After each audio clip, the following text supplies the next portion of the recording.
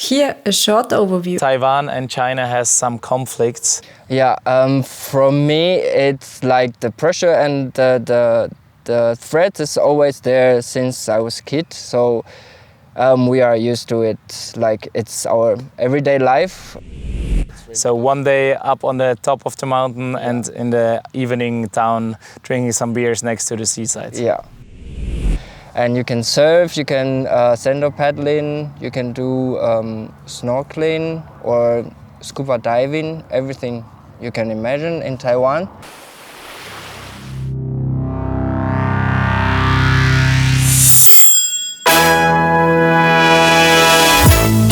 Welcome to the podcast Global Communicator. Don't believe tourists, we ask the locals. Global Communicator, the podcast.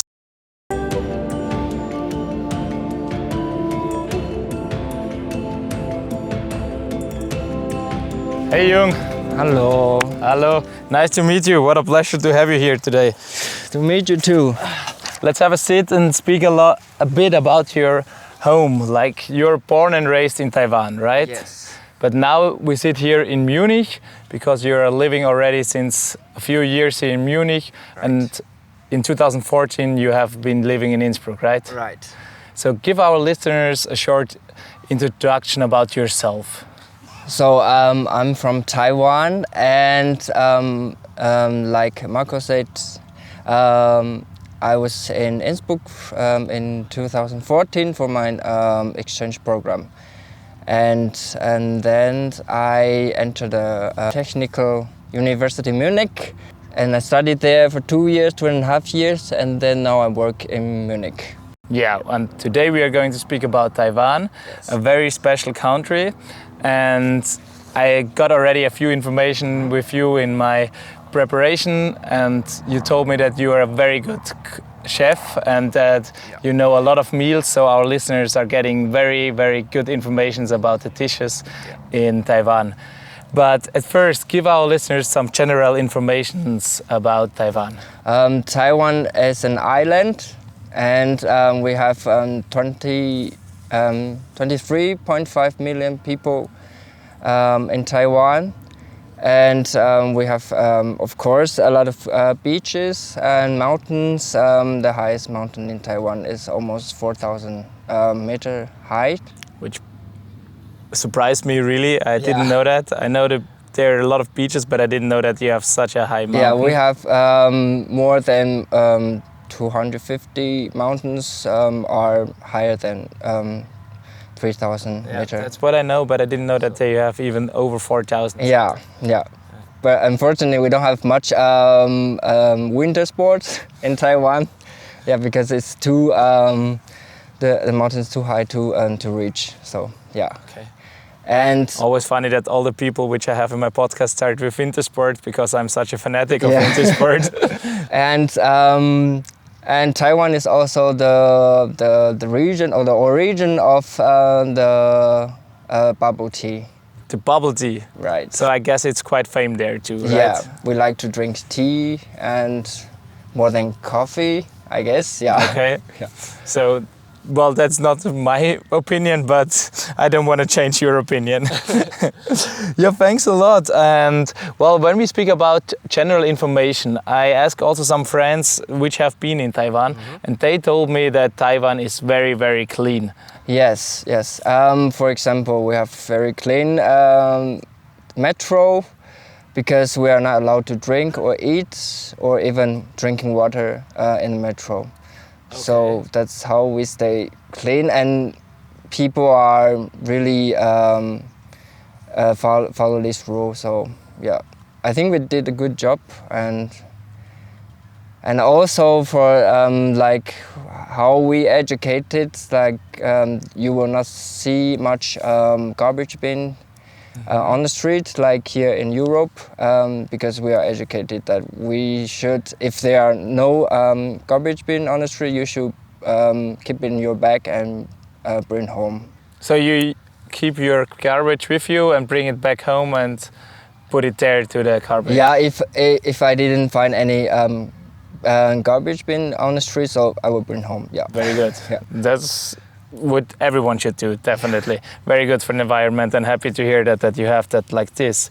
Yeah, well, let's start directly with things to do in Taiwan, because we always, when I have some guests here, I speak about things to do, and in the end we also want to have secret spots which you can't find on Google.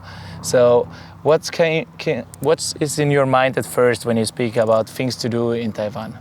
I would say the water sport, because it's an island, so it's always good. And the weather, for example, it's always warm. Like in winter, it's around 15 Celsius, and it's not too cold. And in the south, sometimes in winter, you can also have 23, 25 degrees. So it's perfect for water sport for the whole year almost.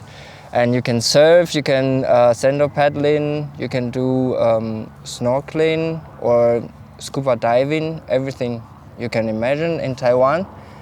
Yeah, but also the east side of Taiwan, you can go to the water trekking.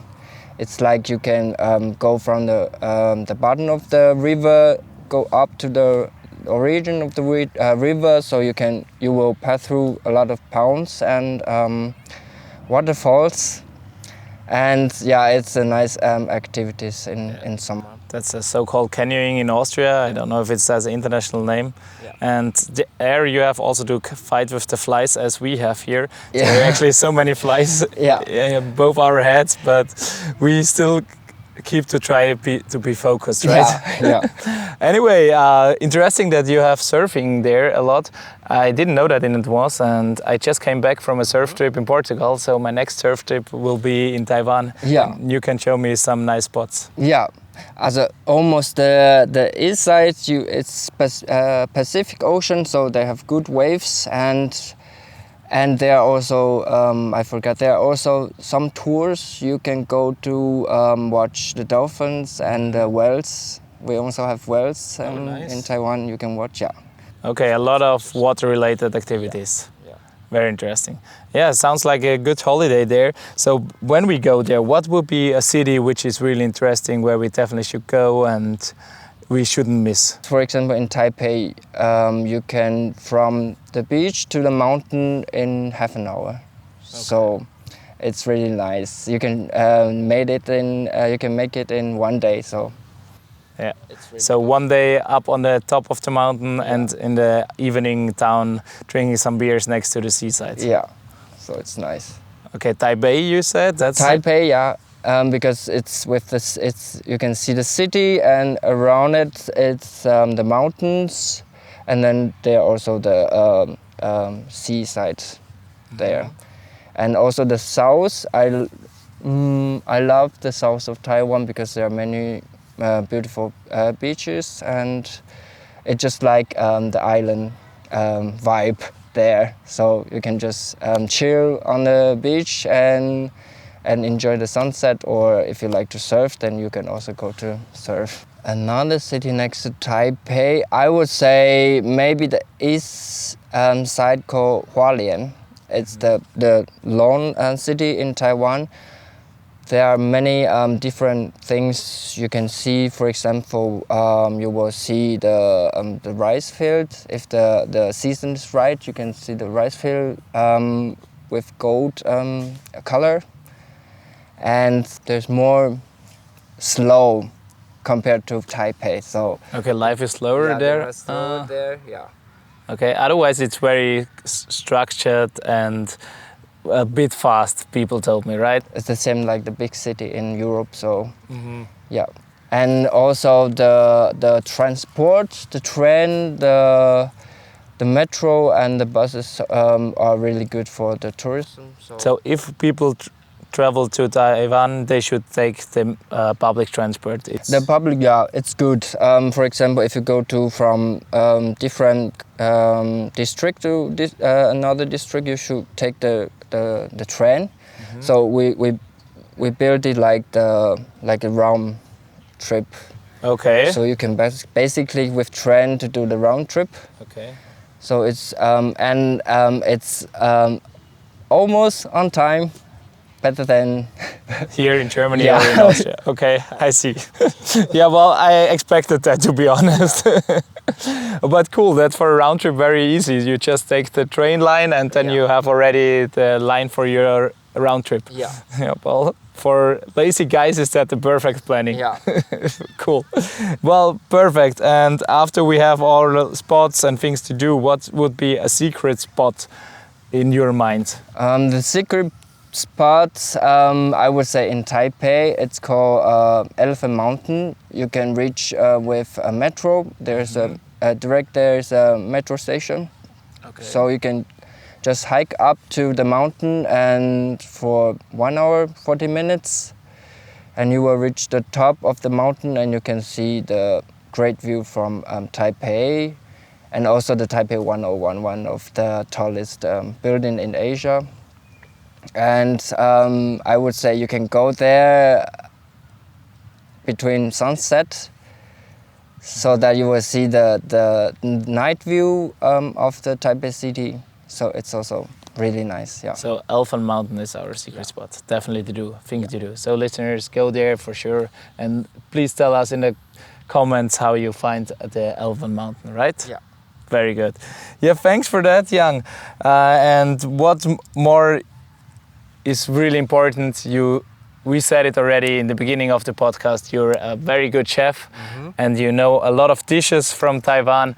Yeah. So give our listeners some input about the dishes there and your favorite meal. Yeah, I would say if you go to Taiwan, you should open your mind and try as much as you can. For example, there are restaurants, of course, and also there are night markets.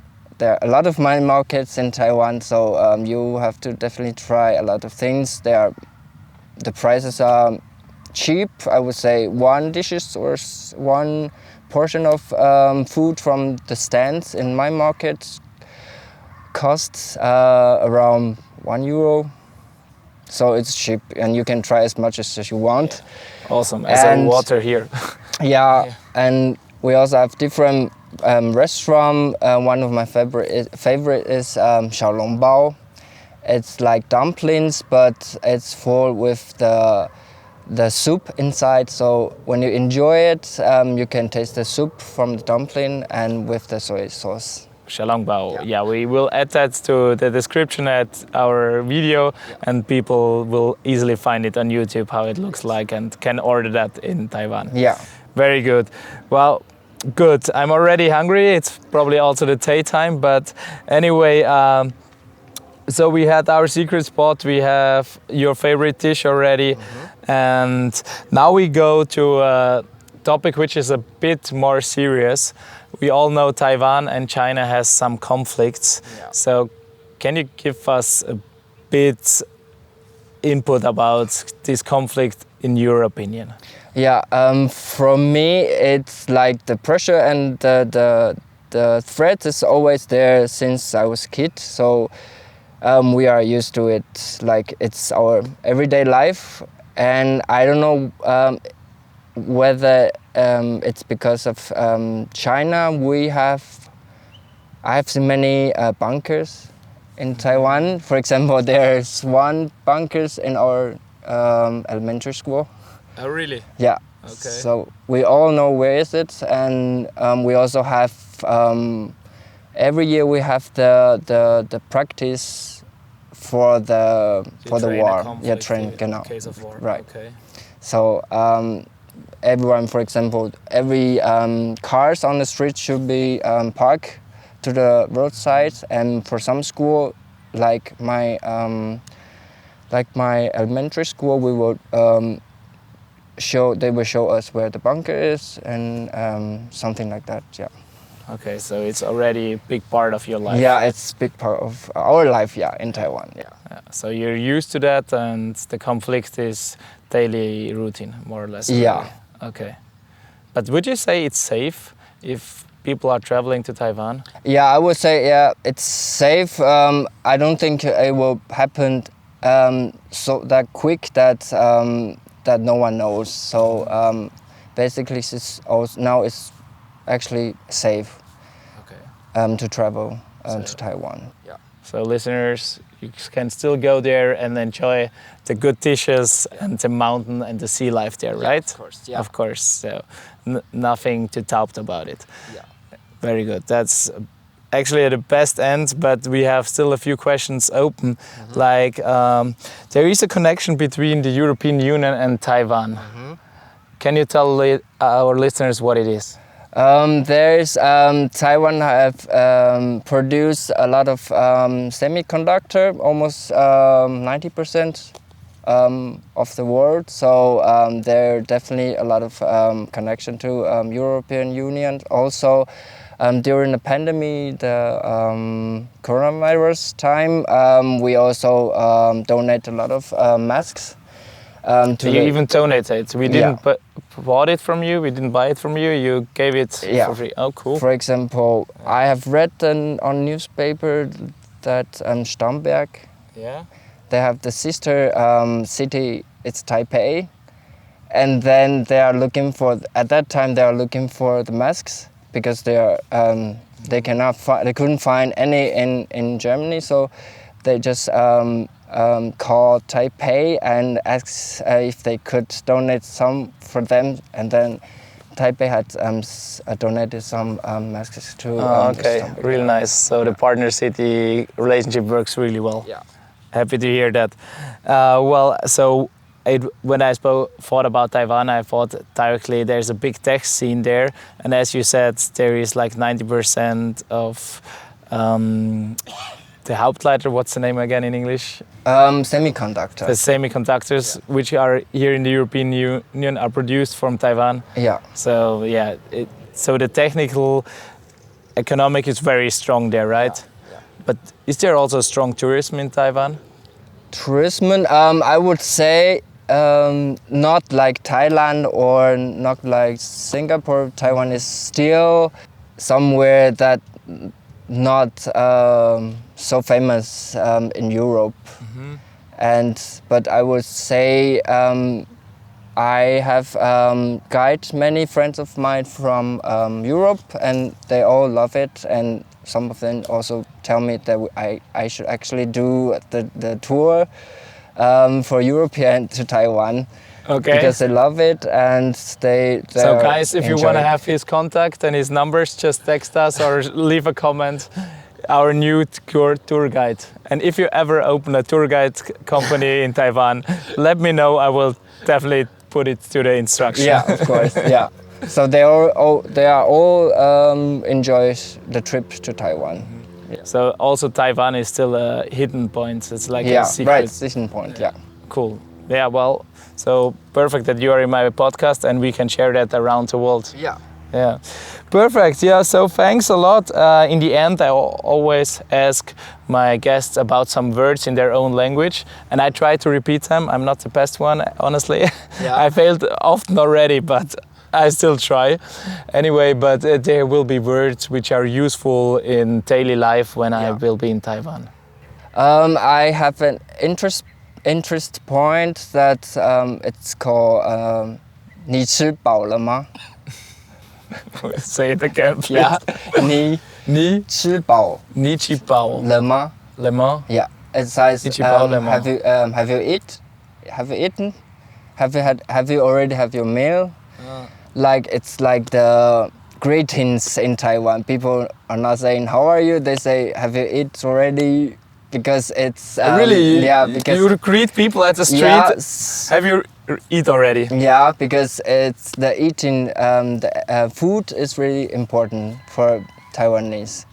Okay, well, it seems like if you greet people like that. Yeah. But there's, on the other hand, the fun fact that Taiwan is one of the people are the smallest country around the world. So people are really thin, right? Yeah, I guess because we have many dishes. We always have many dishes for example for dinner. We always have meat, and with some other 2 or 3 vegetables. So I guess that's why we are so thin. So you have a lot of healthy dishes. Yeah. Okay. Cool. So this greeting is already very good, but what means that, for example, just where's the toilet or yes and no? Yes yes is like how. How? Okay. Yeah. Easy. And the normal hello you can say ni hao. Ni hao. Yeah. Or like already. Yeah. Ni hao. People around the world know that already. Yeah. Or 谢谢 it's thank you. 谢谢. Yeah. So, 谢谢 for the podcast, Yang. It was a big pleasure. Thanks for all the information and for the secret spot and the dishes and everything. And if you ever open a tour office, let me know. I will definitely add it to the podcast. Yes, of course. Thanks a lot, man. You're welcome. And if you have any questions, just write it down in the comments, and Jung will be definitely here to answer your questions, right? Yes. Thanks for listening, and see you next time. And guys, if you want to try something from Taiwan, you can easily find in Asian supermarkets. For example, today we have the mochi filling with mangoes. It's mochi is like the dough from rice. It's kind of chewy, and inside we always have the filling, something sweet. For example, today's mango, and you can also have sesame or red beans. And I think we should try it now. For sure, yeah. Even in your sweet stuff, there's something healthy. That's quite funny. Yeah, I'm looking forward for it. I have no idea how it will taste. Yeah, thanks a lot. So cheers to that. Cheers. And thanks.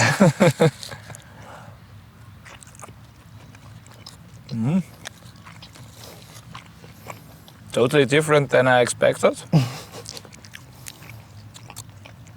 It's actually not so sweet, right? Mm-hmm. But it's very good. I like it. So, guys, try it for sure. Anyway, thanks for listening and see you next time.